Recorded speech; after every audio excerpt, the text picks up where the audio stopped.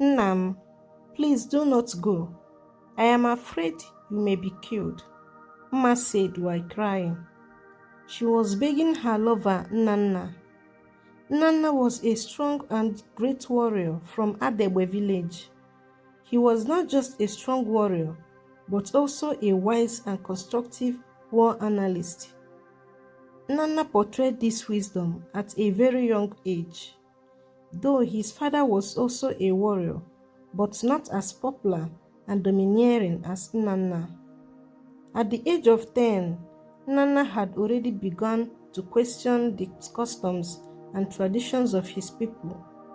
After his father's death, Nnanna began to represent his family as the eldest son.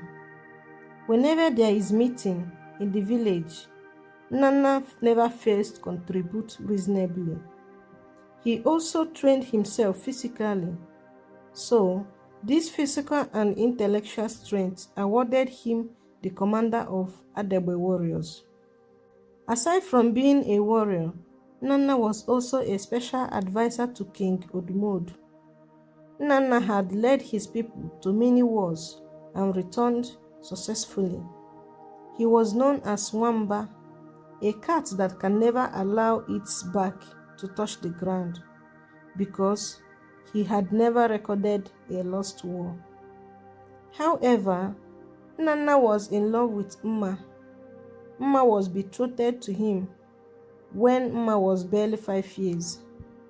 When Nnanna turned 30, his mother reminded him of his responsibilities about marrying Mma, but he was too occupied with the village activities. He believed that he still had more to offer his people before marriage. Mma stuck around because she was also in love with Nnanna. Who wouldn't be, given the reputation and the name he has given to himself? Every lady in Adegbe village desired to be Nnanna's wife. Despite being loved by all and sundry, Nnanna was too faithful and committed to Mma. Adegbe village was feared by many other villages because they didn't just depend on their physical strength to fight.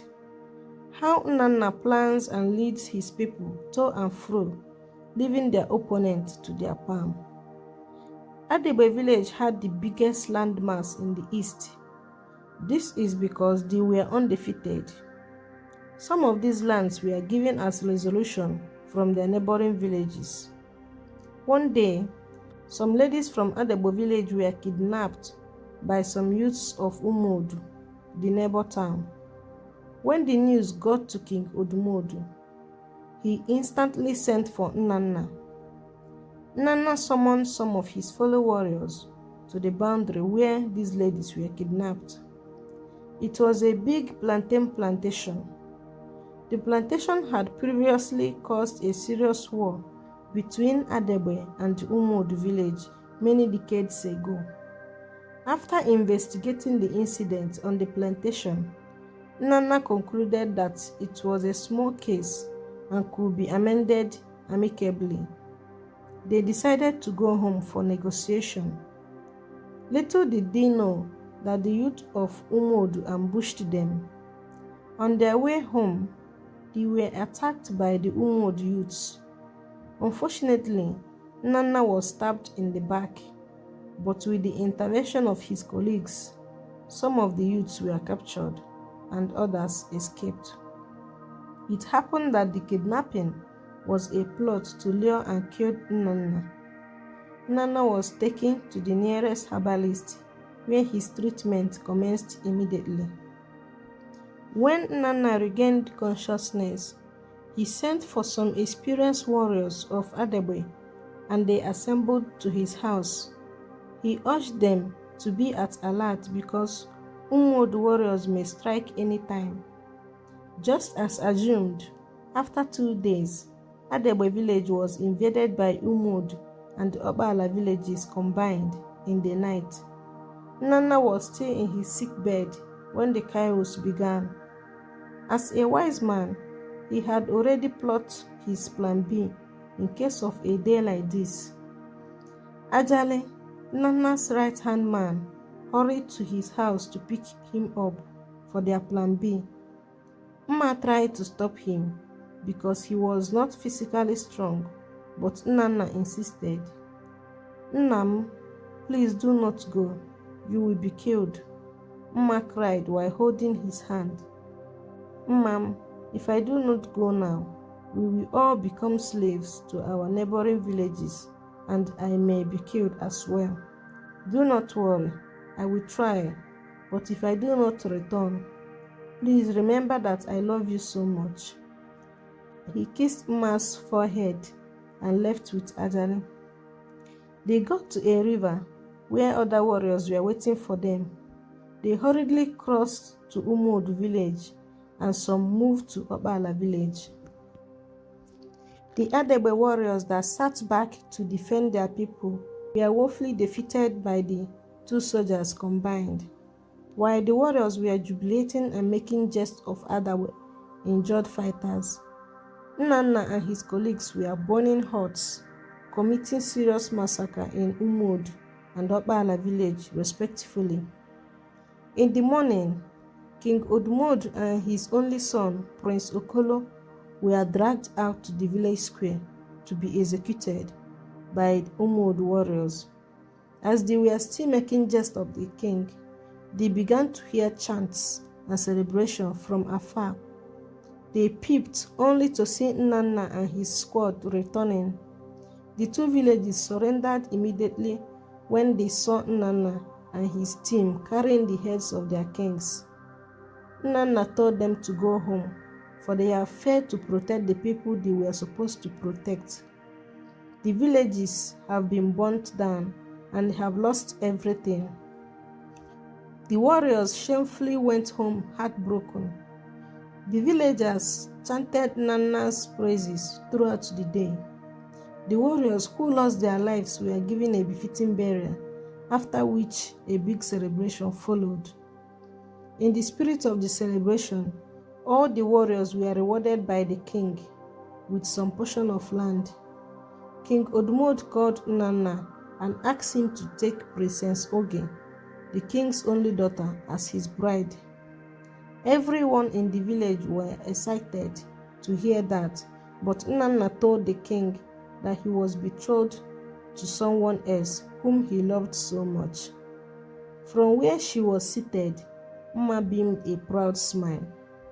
King Odumod felt embarrassed by the manner Nnanna rejected his offer, but he swallowed his pride and continued the ceremony. Throughout the night, the king couldn't sleep because he felt useless. Not only did Nnanna receive praises from the villagers, but also publicly embarrassed him by rejecting his only daughter. Since that incident, King Odumod began to distance Nnanna from the village affairs. He makes plans with his cabinets without Nnanna's advice. As a wise man, Nnanna read the handwriting on the wall. He also began to distance himself from King Odumod. One day, the town crier announced that all the Adegbe maidens should assemble at the king's palace on Afomarket Day, as Prince Okolo would choose his bride to mark his 30-year-old birthday. That was a great news for the maidens. Every maiden in Adegbe began to take care of their skin and their hair in preparation of Prince Okoro's birthday. Prince Okoro was known to be a coward, a tyrant, and a proud man who always trumped on people's efforts. But who wouldn't want to be crown princess and the future queen? On the D-Day, people began to troop at the village square. Many events took place before the bride selection. There was masquerade celebrations, different dancing groups, magicians, singers, and many others. As the king advisor, Nnanna was obliged to be present. He came along with his fiancée, Mma. He asked Mma to sit beside him. When it was time for Prince Okolo to choose his bride, the maidens began to come out one after the other to introduce themselves, their handwork, skills, and how they would take care of the king. However, none of these ladies caught his attention because he had already made up his mind on whom he wanted. Not only King Odumod bear grudges against Nnanna, but also the prince. It hurt him so much to see people celebrating Nnanna and nobody cares about him. Coupled with the fact that Nnanna embarrassed his father by rejecting his only sister, Prince Okoro decided to use the opportunity to get back at Nnanna. Of all the ladies that presented themselves for the bride selection, Prince Okoro stood up and bluntly said that his match was not there. He pointed at Mma where she sat beside Nnanna and said it was the maiden he had chosen. Everybody screamed because everyone in the village knew Mma and Nnanna were inseparable. Prince Okoro demanded that Mma should be brought to his presence, and Nnanna stood up immediately to protect Mma. Prince Okoro ordered the guards to drag her out, and the guards wanted to fight Nnanna, but some of Nnanna's colleagues stopped the guards. Nnanna dragged Mma by her hand and they left the arena despite Okoro's shouting. That was how the event ended.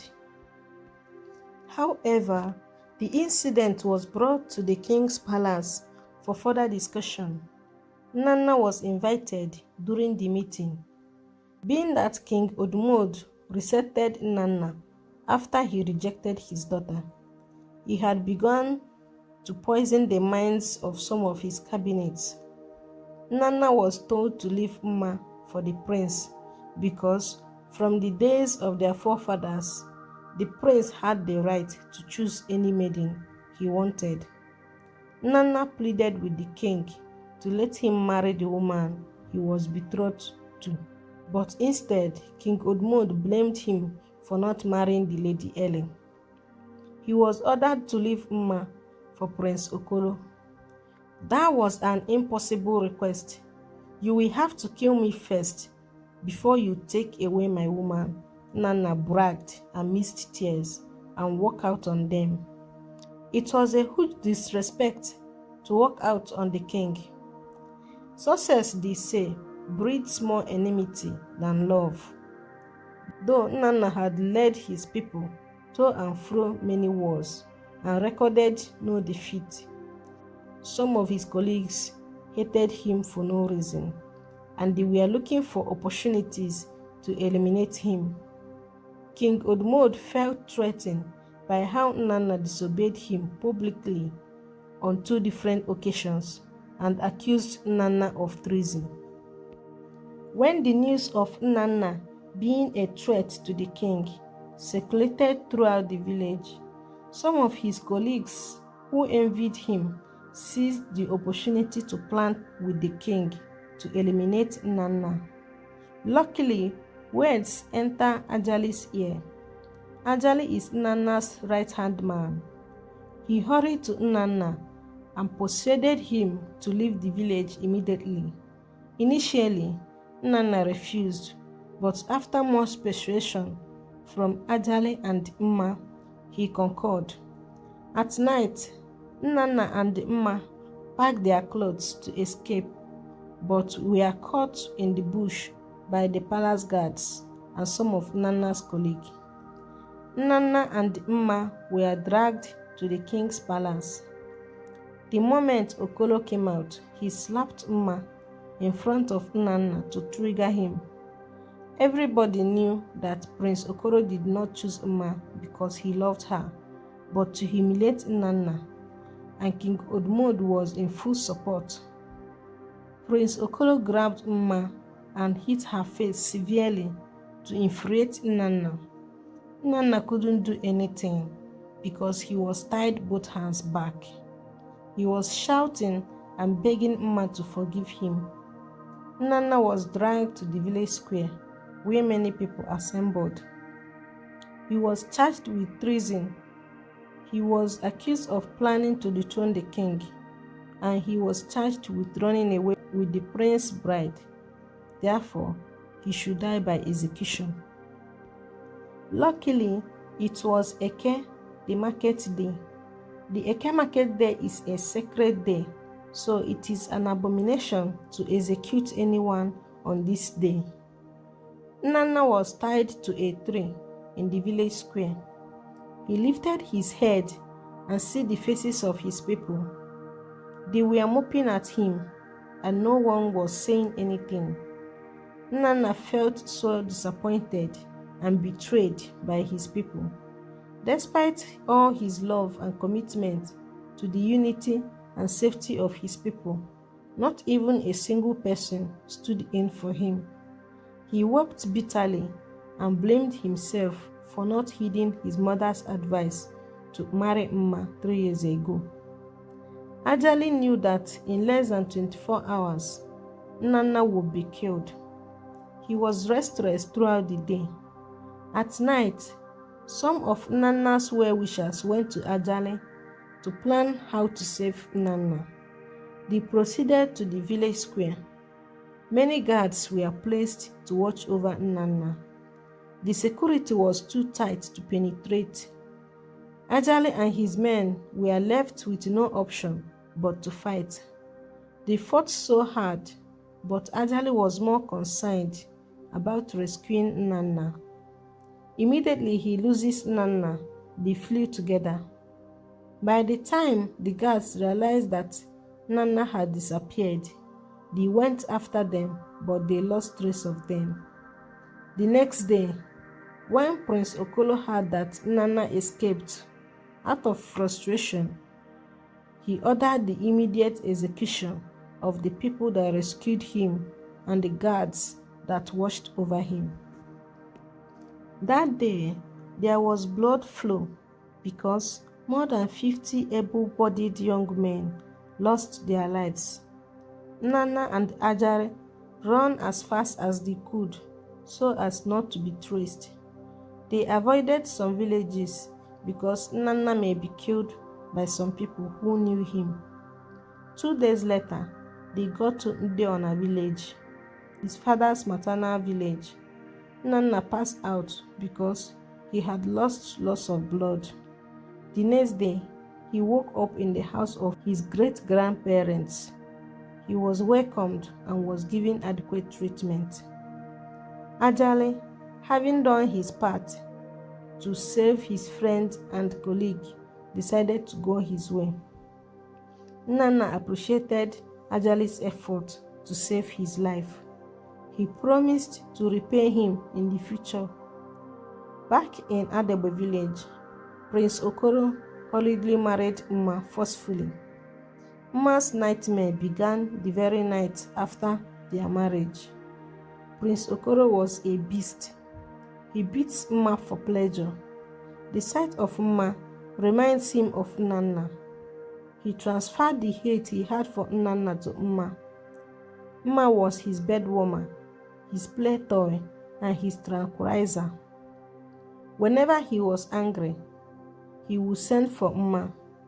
He would force himself on her, hitting her and making jest of her lover Nnanna. Mma was broken, not just because of the torture she was passing through in the hands of Prince Okoro, but the fact that she begged Nnanna so many times to make her his wife, but Nnanna kept postponing. One day, Mma realized that she was pregnant. When Prince wanted to hit her as usual, she pleaded with the prince that she was pregnant. Prince Okoro was pissed off by the news. He started hitting her until she passed out. Mma lost the baby instantly. When she regained consciousness, Prince Okolo warned her never to be pregnant again. He said that none of his children would ever come from Mma. He told her that she was nothing but his slave. Nnanna, on the other hand, had moved on with his life after a series of advice from his grand-uncles. Nnanna was given a large portion of land to cultivate on. He started as a yam farmer. A few years later, Nnanna married a woman from Nnanna, and they had 2 sons together. Nnanna became a successful and popular farmer, and he even took the title of Ezeji, the king of yam. He was also integrated into the village affairs. He was a wise man, and many times the king of Nnanna invited him to seek his opinion in most of the village activities. Nnanna had the life he wished to have with Mma, but still he was not happy because not only did he feel guilty for Mma, but he needed to go home. Living in Nnanna with his family does not mean that he was from Nnanna. He needed to take his sons home and teach them the tradition of their people.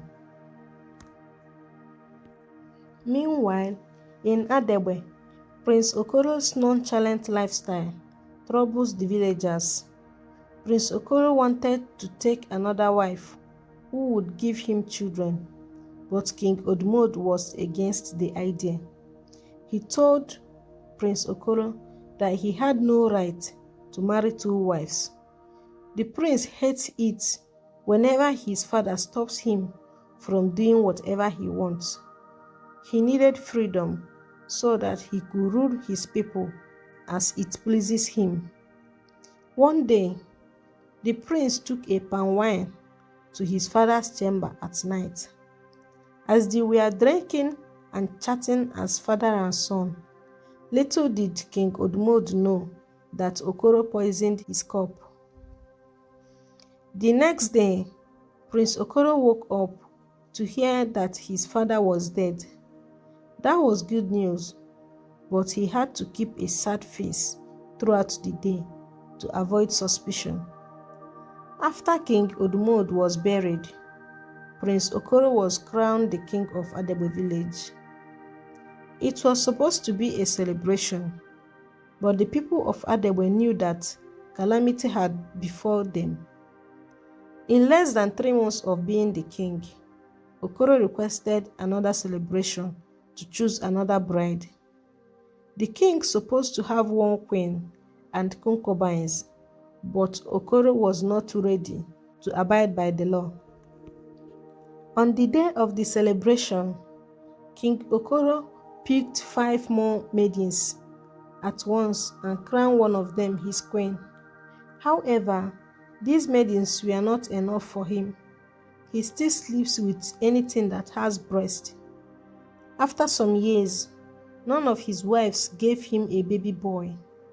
Okoro became frustrated to the extent that whenever any of his wives gave birth to a baby girl, he would kill the baby at birth because he already had 10 children and they all were girls.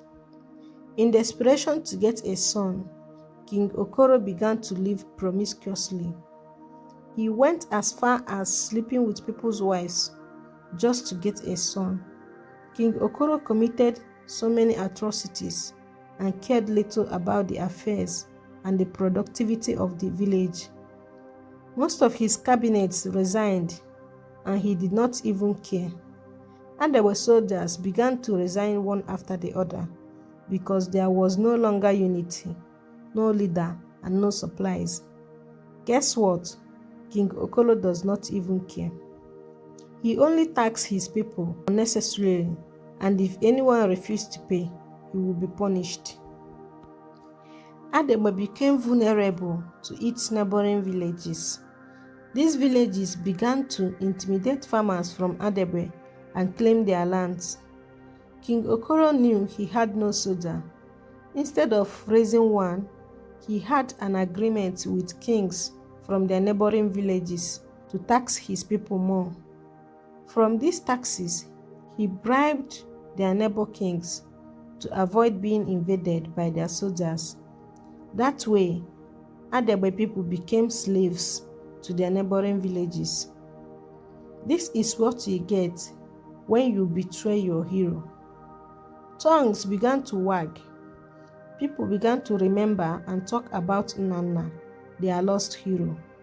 Some reasonable youths from Adegbe make moves on how to reach out to Nnanna because they need to do something about the situation in their village before things fall apart. One day, Nnanna was in his obi with one of his sons when Ajali entered. He was surprised to see Ajali after 12 years. They hugged each other like old-time friends and brothers. Nnanna offered him kola nut as they began to talk. Ajali was also married with 4 kids. They were happy for each other. It happened that Ajali received a message from Adegbe youths seeking for their help. Ajali narrated the terrible state of Adegbe village to Nnanna, and he was heartbroken. Nnanna did not turn down Ajali's plea to return to his village because he had missed home, and no matter how long he stayed in Nnanna, he would never be an indigene. One day, Nnanna called his wife and 2 sons and told them that he would go back to Adegbe, but his family would stay back. His chance of surviving will be 50-50. If things turn out fine, he promised to return to pick them up. His wife did everything she could to stop him, but he was not ready to give up. At night, Ajali came to Nnanna's house and they set to Adegbe very early the next day. It was a 2-day journey. When they got to the river that joined Adegbe and the Umud village, people began to chant. Many people recognized them. Some left what they were doing and joined them. As they entered the village, more people joined the crowd. By the time they entered the heart of Adegbe village, it was already late. The atmosphere in the village changed. Though many people did not see them, everyone who heard that Nnanna and Ajali had returned jubilated. There was celebration in every drinking joint. Nnanna first of all went to his house. He was told that his mother was dead. He knew his house was not safe for him. He decided to look for hideout. Words got to the king that Nnanna had returned. King Okoro became restless. He sent 2 of his guards to the king of Umud and the king of Obala, requesting the kings to send their soldiers to Adegbe to protect him. However, the 2 kings did not hesitate to grant his request because they gained a lot from Adegbe people through King Okoro.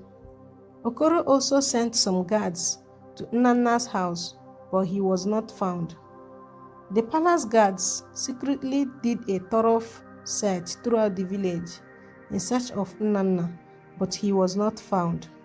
The next day, before the villagers could wake up, soldiers from Umud and Obala villages have arrived at the king's palace.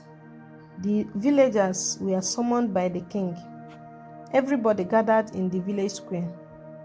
King Okoro asked them to provide Nnanna, but nobody responded. Despite all his ranting and threats, nobody responded.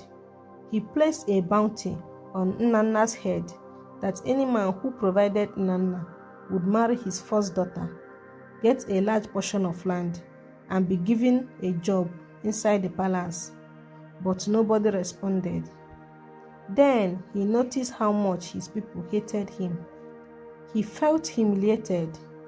Even his threats meant nothing to them. Out of anger and frustration, King Okoro said that by tomorrow morning, if they did not bring in Nnanna to him, he will kill every first son of each family, and he swore by his crown. It was not a mere threat. The villagers went back to their respective homes. When Nnanna heard of the king's threat, he said he would meet the king first thing the next day. Ajari tried to stop him, but Having the number of people that died the day he escaped, he wouldn't want such a bloodbath to happen again. Very early in the morning, Nnanna and Ajali set to meet the king. Before they could get to the palace, King Okoro had sent his guards to begin the massacre. About 10 young men have been killed before Nnanna got to the palace. However, they were followed by the whole village. As expected, the king surrounded himself with the soldiers. Nnanna bowed to greet King Okoro, but was responded with a heavy slap. The king's guard dragged him to the floor. King Okoro began to brag about how strong and undefeatable he was. He called Nnanna a failed and runaway criminal, slapping and torturing him in the presence of the villagers. Nnanna kept mute. At a time, King Okoro got tired of hitting Nnanna and told one of his guards to cut off Nnanna's head. The guard was afraid and was fidgeting.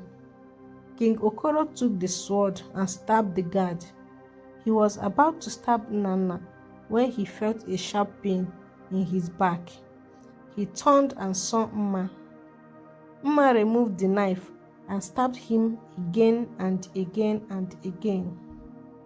Okoro grabbed Mma's neck and stabbed her. As they were struggling for their lives, Ajali emerged from the crowd and began to fight those soldiers. The villagers also joined the fight. Even the palace guards supported the villagers. Nnanna was untied and dragged out of the crowd. Though there were many casualties, the people of Adegbe successfully chased those soldiers out of their village. That day, there was both joy and sorrow in the village. Many people celebrated and many people regretted, but in the end, they successfully defeated the tyrant king. Ajali sustained serious injuries. Luckily, he was saved. The villagers, led by Nnanna, conducted a mass burial for everyone who died at the cost of fighting for their village. King Okoro had no heir, so the villagers decided to move the kingship out of his lineage. In unison, the villagers appointed Nnanna as their new king. King Okoro's palace was razed down, and they built a new palace for King Nnanna. Nnanna sent some guards to Nnanna to bring his family. Peace and joy were restored to Adegbe village. Never try to eliminate a hero. A man is called a hero for his deeds. Thanks for watching. Please subscribe to my channel.